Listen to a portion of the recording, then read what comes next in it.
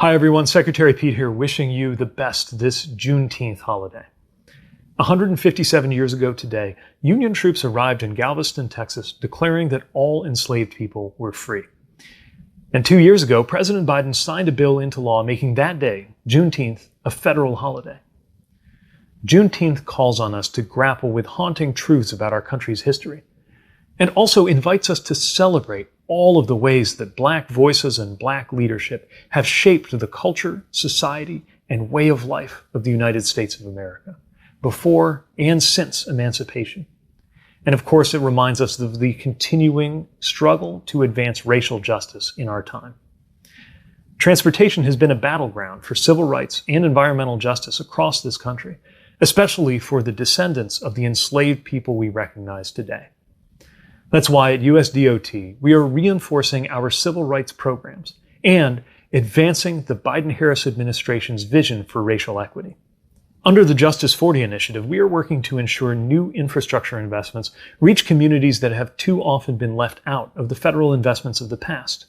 We're building better roads, bridges, airports, buses, not to mention getting rid of lead pipes, expanding affordable high-speed internet, and taking so many more steps that will help communities to grow and thrive. Earlier this year, we announced millions in funding to reconnect communities that have been divided by the choices of the past.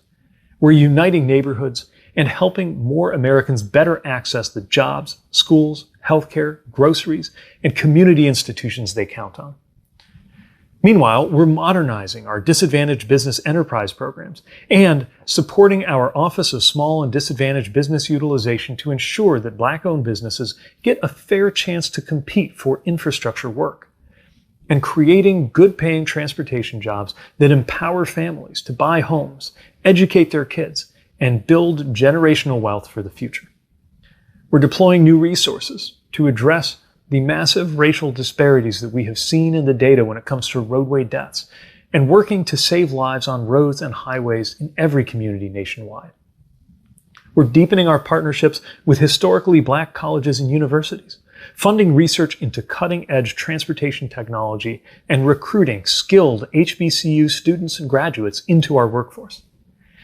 And we have activated a strategic plan focused on diversity, equity, inclusion, and accessibility to combat discrimination and inequity in our own workplace. These are just some examples of the work that we are doing at USDOT to address infrastructure barriers and improve transportation equity in communities nationwide.